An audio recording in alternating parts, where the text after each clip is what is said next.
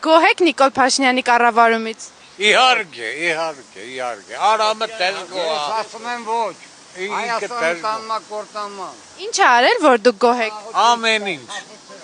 Ինչ կնշեք։ Մեր գյուղում ճանապարհ չկար 70-80 տարի։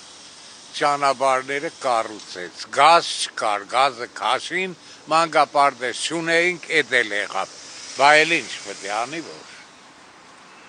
Հերիկա դե կնա։ Հերիքա այդքանը որ գոհ լինեք։ Շատ բաներ կա, ես իմ տեսածն եմ ասում։ Եթե ուրիշների մասին խոսամ, կասեն ագիտացիա է անում, չեմ ուզում։ Ինչ տեսել եմ, էդ եմ ասում։ Իմ մեքենան այդ ճամպեքի վրա փչանում էր։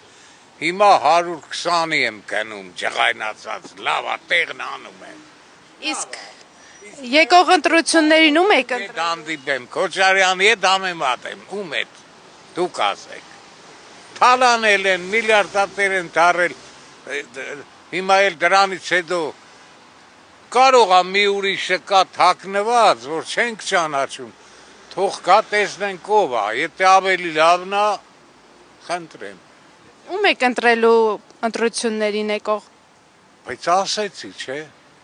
Նիկոլ Փաշինյանին եք ընտրել։ Հա։